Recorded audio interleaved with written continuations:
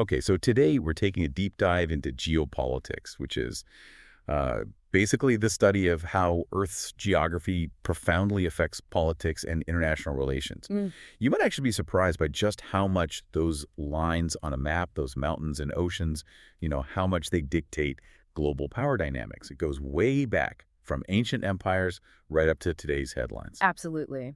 And our mission for this deep dive really is to unpack the core theories that try to explain this influence. We want to trace how they evolved through different national perspectives and then explore how these powerful ideas are actually playing out right now. It helps reveal those underlying forces driving global events. We want to give you a sense of the strategic landscape beneath the daily news. Yeah, exactly. And we're drawing from a pretty comprehensive set of sources for this one, insightful Wikipedia excerpts, various academic papers on geostrategic theories. They really lay out the foundational ideas and then show, how they've kind of transformed over time. Mm. You might think geography is static, right? Fixed, unchanging. But the truly compelling part, I think, is how its meaning shifts so dramatically with technology, communication, and especially with the rise and fall of centers of power. Right. It's a living, breathing concept, constantly redefining its impact. So to really get our heads around this field, we should probably start with a clear definition. Like, what is geopolitics precisely? How has that understanding evolved? Okay. Well, at its simplest, it's the study of how Earth's physical features, land, seas, climate, resources, populations, how all that impacts political power and the relationships between states. So it's about how the physical world dictates who gets to be powerful and how they interact? Pretty much. And it's crucial to understand that geopolitics isn't just limited to traditional nation states. The term can also cover de facto independent states, those with limited international recognition or even subnational entities within federations. Oh. Broadly, yeah, it can just mean international political relations. But more specifically, it implies the global structure of those relations. And that understanding has definitely evolved quite a bit from its, let's say, early 20th century roots in geographic determinism. Right, that idea that geography just determines everything. Which we now see as a bit simplistic. So at an international relations level, geopolitics analyzes foreign policy by looking at variables like area studies, climate, topography, demography, resources, applied science, all within a specific region. Exactly. It's always about political power linked directly to geographic space, whether that's, territorial waters or land. Okay, so the practical application becomes pretty clear then. What's the point, from a sort of statecraft perspective, of digging into these geographic influences? Well, many scholars argue geopolitics should really be an aid to statecraft, helping leaders understand the complex relations between international political actors within a specific geographical setting. A tool for decision-making. Yeah, essentially, a framework for thinking strategically about the world. That helps clarify the purpose. But it makes me wonder, how did this concept of geopolitics actually start? Where did the term come from? Well, the Austro-Hungarian historian Emil Reich is often credited with coining geopolitics in English. It appeared in his 1904 book, Foundations of Modern Europe. It really began to crystallize around the turn of the 20th century. Okay, 1904. And what about its sister concept, geostrategy? I hear that one a lot, too. Right, geostrategy. That actually has an earlier origin. It was first introduced by an Italian general, Giacomo Durando, way back in 1846. He used it to describe military positions in Europe, emphasizing geography and strategy. 1846. Wow. Yeah, but it gained more prominence later during World War II, actually. Frederick L. Schuman introduced it more widely in 1942. Geostrategy, in essence, focuses on mobilizing resources in large geographic spaces with specific goals, military, political, or economic. So bigger picture stuff. Definitely. It's formulated at the highest levels of political decision-making, usually for long-term endeavors, often thinking decades ahead. Okay, that gives us a solid foundation. With that clear definition in mind, let's turn to some of the pioneers, the thinkers who shaped modern geopolitical thought. It seems like it really kicked off with a focus on sea power. Absolutely. Alfred Thayer Mahan. He was a key American naval strategist, active late 19th, early 20th century. Mahan believed that national greatness was just inextricably tied to the sea, both for commerce in peacetime and for control in wartime. Control the sea, control your destiny. That was the idea. He emphasized the importance of strategic locations, like chokepoints, narrow straits, canals, places where you could control maritime traffic. And he laid out specific conditions for achieving sea power, didn't he? He did. 6 key conditions. Things like advantageous geography, good coastlines, resources, population size. Right. Right, but also things like the population's aptitude for the sea and, crucially, a government that was inclined to dominate the sea. So it wasn't just about having ships. It was the whole national character and strategic outlook having to align perfectly. Exactly. The physical geography, the people's spirit, the government's political will, all had to point towards naval dominance. And Mahan didn't just theorize in the abstract, did he? He applied it. No, he definitely looked at the real world. He specifically focused on the Eurasian context. He talked about a central zone of Asia, stretching roughly from Asia Minor across to Japan. Okay. He saw countries in this zone, like Turkey, Persia, China, as being caught between the maritime power of Great Britain and the expanding continental power of Russia. The classic sea power versus land power dynamic. Precisely. And he viewed Russia's sheer transcontinental size and its southward expansion as a major threat.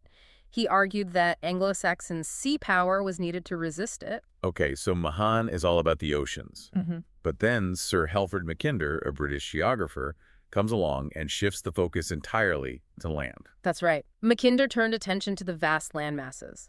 His Heartland theory, which he first presented in 1904, actually got little attention initially. Really? Because it became hugely influential later. Hugely. But yeah, took a while to catch on. So what was his core insight? He divided the Earth into two main parts. You had the world island, which was basically Eurasia and Africa combined. The biggest landmass. Exactly. And then you had the peripheral islands, the Americas, Australia, Japan, the British Isles. And Mackinder argued that the world island, with its immense resources, was strategically superior. Why? Because its industrial centers could be located deep inland. Making them harder to attack by sea power, unlike Britain or Japan. Precisely. Sea power couldn't easily reach them. And within this world island, he identified the crucial Heartland. Where was that exactly? The Heartland for Mackinder essentially comprised Central and Eastern Europe. Think Ukraine, Western Russia, Middle Europa. Rich in resources, grain. Yes, rich in resources, but also geographically positioned in a way that was inherently difficult for sea powers to project influence into. It was a sort of pivot area. And this led to his famous dictum. Ah, yes, the one everyone quotes. His core idea summed up. Who rules Central and Eastern Europe commands the Heartland. Who rules the Heartland commands the world island. Right. Who rules the world island commands the world. Wow. That's quite a statement. It really highlights the potential dominance of land power in the 20th century. It really did. It framed geopolitical thinking for decades. And its lasting impact is undeniable. I mean, even in 2004, the historian Paul Kennedy noted how Washington seemed to be taking Mackinder's warning seriously by keeping troops in the Eurasian Rimlands, essentially acknowledging the strategic importance of that geographical pivot even all those years later. Yeah, the theory had legs. Which brings us to Nicholas J. Spykman. He was an American political scientist, kind of a follower but also a critic of both Mahan and Mackinder. So he built on their ideas. He did. He agreed on the unity of world politics, the importance of the sea, but he also added the air domain into his strategic thinking, which was becoming more relevant. Makes sense. So Spykman adopted Mackinder's divisions of the Heartland, the world island. Yes, but he made a crucial modification. He didn't focus on the Heartland itself. He emphasized the Rimland. The Rimland. What's that? The Rimland is essentially the coastal fringes of Eurasia, the areas lying between the Heartland and the marginal sea powers. Think of the European coast, the Arabian Middle East, the monsoon lands of Asia, that whole crescent around the Heartland. Okay, so the lands bordering the Heartland. Why was this Rimland so crucial to Spykman's thinking? Well, Spykman flipped Mackinder's dictum, he argued. Who controls the Rimland rules Eurasia. Who rules Eurasia controls the destinies of the world. Ah, so control the edge, not the center. Exactly. He believed the Rimland's demographic way more people live there than in the Heartland, plus its resources and its industry, made it the actual key. Controlling the Rimland was crucial for containing the Heartland. And his theories, in fact, directly influenced the whole concept of containment during the Cold War. Right, containing the Soviet Union. So if Spykman emphasized the Rimland as the key to containment, how did that play out in U.S. foreign policy during the Cold War? Were there, unintended consequences? Oh, absolutely. His view was that U.S. interests demanded supporting Rimland states, build alliances, provide aid, whatever it took to balance against the Heartland power of the Soviet Union. The goal was to prevent any single power, namely the USSR, from dominating Eurasia. So NATO, CENTO, CETO, those alliances along the Rimland. Directly related. And the proxy wars fought in places like Korea, Vietnam, Afghanistan, all happening in the Rimland. They were direct manifestations of this strategic imperative. And the unforeseen consequences. Well, obviously, it led to long-term entanglements in complex regions, and sometimes it meant the U.S. supported less than democratic regimes simply because they were anti-Soviet. The enemy of my enemy Is my friend, at least strategically. Got it. That's a powerful overview of the foundational thinkers, Mahan, Mackinder, Spykman. Now, as you said, these big ideas didn't develop in a vacuum. Different nations picked them up, reacted to them, developed their own schools of thought, sometimes even rejecting them. Indeed. Let's look at Germany first. Friedrich Russell, working in the late 19th century, really laid the groundwork for German geopolitics. He was influenced by Darwin, interestingly, and viewed states as organic, living things that needed to grow. Organic, like biological organisms? Kind of, yeah. He saw borders as temporary membranes, reflecting the state's strength or weakness. A healthy state expanded its borders. Static countries were seen as being in decline. And this is where the infamous concept of Lebensraum comes in. Living space. Exactly. Ratzel wrote about Lebensraum, the idea that a state needed room to grow, drawing resources from its territory. Which inevitably brings us to the controversial link with Nazism. After World War I, Ratzel's ideas were picked up and significantly expanded by Karl Haushofer. Haushofer founded the Zeitschrift for Geopolitik, a journal dedicated to these ideas. Concepts like Lebensraum and organic shifting borders became, unfortunately, central justifications for Nazi expansionist ideology. Yeah, it's a dark association. It is. However, it's really important to add some nuance here. Despite this popular association, German geopolitik, as developed by academics like Haushofer, was actually held somewhat suspect by hardcore Nazi ideologists. Oh, really? Why? Because geopolitik was rooted in geographic determinism, the idea that geography shapes the state. This conflicted with the Nazis' core belief in the innate superiority and destiny of the racial character of the German people. Race trumped geography for them. So there was friction. Yes, there was friction, even denunciation. Ultimately, the field of geopolitik was widely discredited internationally after World War II because of how it was misused to justify Nazi policy. That negative association is obviously very strong, especially in academic geography. Understandably so. Very much so. But it's maybe less pronounced in history or political science, where some classical geopolitical concepts, stripped of the Nazi ideology, are still seen as potentially valid tools for analyzing international events. You just have to be careful about the context. Right. So while German geopolitik leaned heavily on geographic determinism, across the Rhine, in France, thinkers developed a pretty different take. A very different philosophy, yes. French geopolitical doctrines largely opposed the German view of fixed geography determining outcomes. They focused instead on how human actions, culture, and societal evolution changed territories over long periods. Geography wasn't destiny. It was a stage upon which human history unfolded and reshaped the landscape itself. So earlier figures like Montesquieu, with his climate theory, or Élisée Reclus believed geography actually evolved with human society rather than being static. That fits this French perspective. Precisely. And Jacques Ancel, often considered the first French theoretician of geopolitics proper, strongly rejected the German determinist views. Then you have Fernand Braudel, the great historian, who further developed this broad view, emphasizing the longue durée, looking at history over very long periods. He focused on the deep, slow-moving structures of geography and society and the interdependence between people and their environment, often downplaying the importance of specific political events in favor of these grander, slower shifts. Interesting. But French geopolitics itself faced challenges, right? Being associated, even unfairly, with the German school. Yes, for a long time after World War II, French geopolitics was largely banished from academic discourse, partly because of that toxic association with German geopolitics. But it had a comeback. A powerful revival, actually, starting in the mid-1970s. This was spearheaded by Yves Lacoste and his provocative book, La géographie, ça sert d'abord à faire la guerre. Which translates roughly to, geography's first use is war. That certainly got attention. It definitely did. Lacoste sought to reclaim geography as a tool for critical analysis, especially of power and conflict. What was his key contribution to this modern French approach? Lacoste's approach focused on multi-level analysis, looking at local, national, and global scales simultaneously. He emphasized using maps critically. His work was grounded in three core assumptions for understanding conflict. First, representation. How different groups perceive the world based on their education, their location, their culture. How they mentally map the world. Exactly. Second, diachrony. Historical analysis, comparing long-term trends with short-term events to understand continuity and change. The Broadalian influence there. Very much so. And third, diapopus, using multi-scale cartographic surveys to see how phenomena look different at different levels of analysis. You also had Michel Fouché, who contributed significantly with his long-term analysis of international borders. He even coined the term horogenesis, the study of the birth and evolution of borders, showing that borders aren't static lines but are dynamic processes. Fascinating.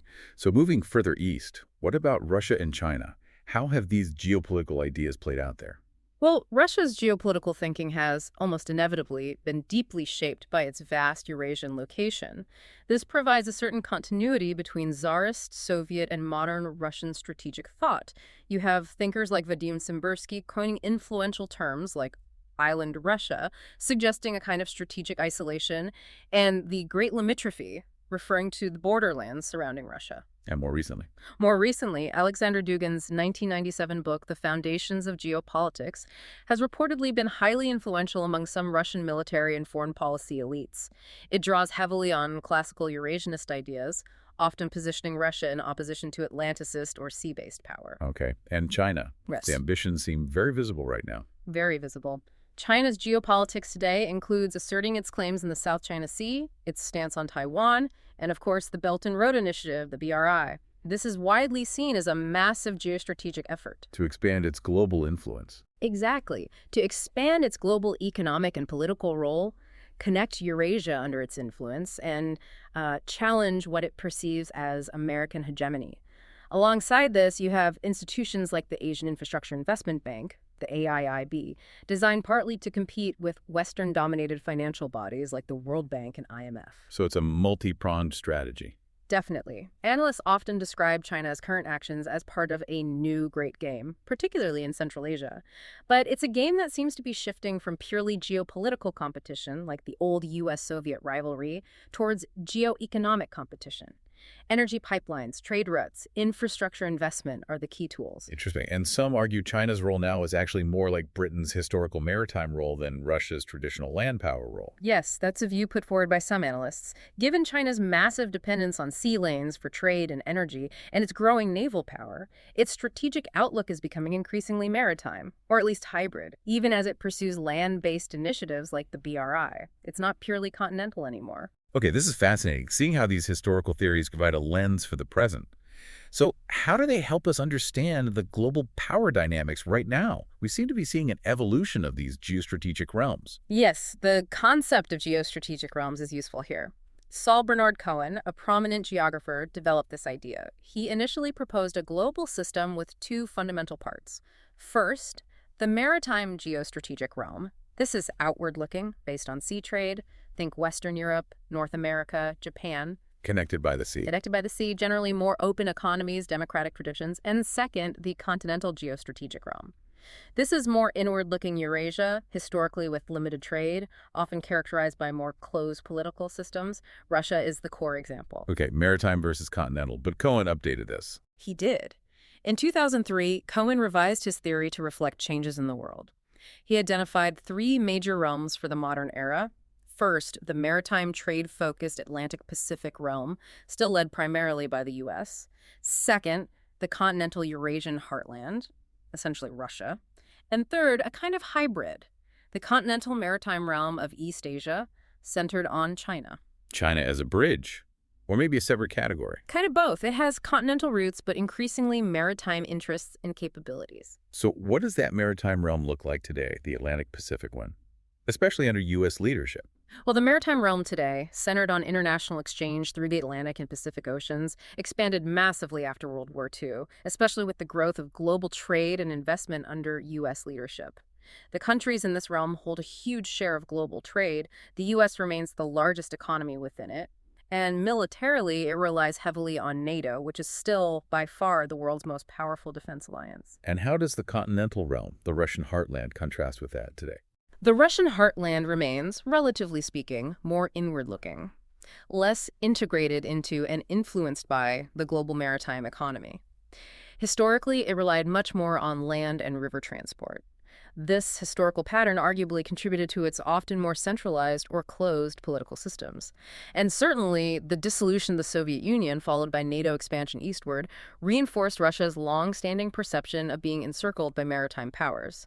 That perception heavily influences its strategic thinking today. Which leads us directly to current events. Indeed. Russia's 2022 invasion of Ukraine, obviously the largest conventional military assault in Europe since World War II, had a dramatic immediate effect. It initially intensified cohesion among the maritime powers.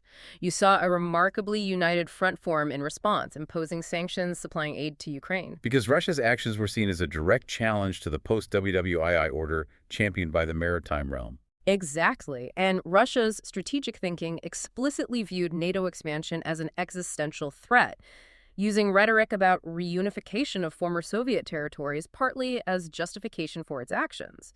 It was a direct clash of geopolitical visions. But you said initially intensified cohesion. Here's where it gets complicated, right? The sources note that cracks started to appear in that united front, particularly mentioning the impact of Donald Trump's presidency in the U.S. What specific factors led to that divergence or strategic fatigue in the West? Well, the sources point to several things. Clear disagreements emerged over the level and type of military aid to Ukraine. Different economic consequences were felt much more sharply by European nations, especially regarding energy, compared to the U.S. Plus, you had internal political rifts within Europe itself, and broader questions raised, particularly during the Trump administration, about the long-term U.S. commitment to European security. All this contributed to a sense of, strategic fatigue and tested the unity of the maritime realm. It shows that even strong alliances aren't immune to political shifts and differing national interests. Definitely not. And the war itself also exposed significant military vulnerabilities for Russia as a predominantly land-based power trying to project force. Like its reliance on external support. Yes, for example, its reported reliance on Iranian drones and missiles and potentially North Korean munitions or even manpower. These highlight limitations in its own industrial capacity and technological base, especially under sanctions. Okay, so while Russia's conventional power seems diminished by the war's cost, the sources suggest China's influence, particularly in Central Asia, is projected to increase. That's the analysis. As Russia gets bogged down and economically weakened, it creates a vacuum that China, with its Belt and Road investments and growing economic clout in the region, is well positioned to fill. So China, once maybe a peripheral land power in Cohen's model, is really developing this hybrid land-maritime strategy now, leveraging its Golden Coast for economic development via the sea, but also pushing inland with the BRI. Precisely. Though the sources also caution that China isn't yet fully integrated into the maritime world order in the same way as, say, Japan or Western Europe, it still operates somewhat outside or parallel to it in many ways. Does this mean China and Russia are forming an ever stronger land-based alliance against the maritime powers? A sort of new Heartland bloc?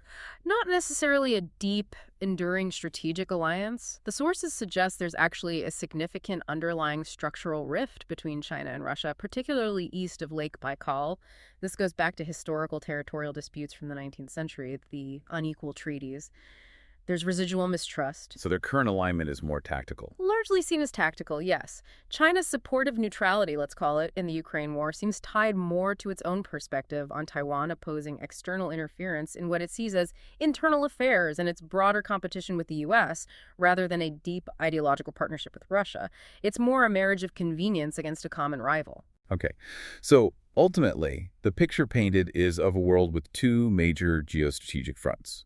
You've got the U.S., Europe, and their East-Southeast Asian allies operating broadly under a maritime strategy. Right, focused on sea lanes, global trade, alliances. And then Russia and China leading a bloc with a strategy that's still largely land-based, focused on Eurasian integration, albeit with China's growing maritime reach. And the assessment is the maritime realm currently holds something like a 3-2 advantage at the core level. That's the assessment presented in the source material, yes. Based on economic weight, technological edge, and the strength of existing alliances like NATO. So where does this leave us looking ahead? Is this balance stable?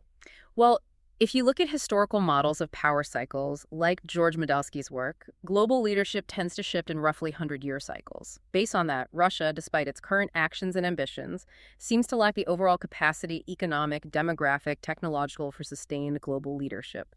It remains too dependent on resources and too landlocked, strategically speaking, to truly shape the global order in the long run. But China, China is a different story. China, according to this analysis, is in a different phase. It's seen as being in the preliminary stage of Medelski's leadership cycle. It's clearly regenerating its global power. And it's doing so with that hybrid land and maritime strategy we talked about, powerfully demonstrated by the sheer scale and ambition of the Belt and Road Initiative. So a potential challenger for global leadership down the line. A potential challenger, yes. But the sources also emphasize a historical pattern. Over the long sweep of centuries, the maritime realm has generally tended to prevail over the continental realm. Why is that? Continental prominence usually seems to stem from temporary maritime weaknesses, internal divisions, economic crises, failures of leadership within the sea power bloc. The maritime realm, despite its own vulnerabilities, like the strategic fatigue we discussed or the messiness of democratic politics, has shown a greater capacity for building cohesive, lasting alliances. And the legal and institutional framework it built after World War II, the UN, WTO, etc., continues to reinforce its structural advantages, even if those institutions face challenges. So the big picture suggests we're in a transitional phase. The center of gravity in the continental realm seems to be shifting eastward, away from Russia and more towards China, anchoring in what Mackinder called the inner crescent. That seems to be the trend. And what's particularly fascinating, or perhaps provocative, is the idea mentioned in the source material that the ultimate strategic aim for some within the maritime realm might be to eventually draw Russia into the maritime system. To prevent a stronger, more permanent China-Russia alliance from solidifying, essentially to co-opt Russia rather than letting it be driven fully into China's orbit. A long game strategy. A very long game, yes. Based on the idea that Russia's long-term interests might align better with the maritime West than with a potentially dominant China on its border. Wow, what a journey we've taken. From Mahan's focus on sea lanes to Mackinder's Heartland, Spykman's Rimland, we've really seen how geography isn't just static lines on a map. It's this incredibly dynamic force that shapes global power, influences strategy, and drives conflict. We explored how these theories played out differently in Germany, France, Russia, China, and how they continue to define the great power competition we see today between maritime and continental forces. And it leaves us with a really important question to ponder, doesn't it? In a world that feels increasingly connected by technology, by global trade, by information flowing instantly, how much will physical geography continue to dictate our future? And perhaps more importantly, how much will our ability to adapt to geography's constraints or leverage its opportunities to find global leadership, and maybe even our capacity for global cooperation in the years ahead? That's a great point. So for everyone listening, the next time you're catching up on the news or you hear about some global event unfolding, take a moment. Think about these underlying currents we've discussed. Can you spot the geopolitical threads now? The influence of sea versus land, the importance of choke points or resource locations. It really is all about understanding how the world is interconnected, often in ways that aren't immediately obvious on the surface.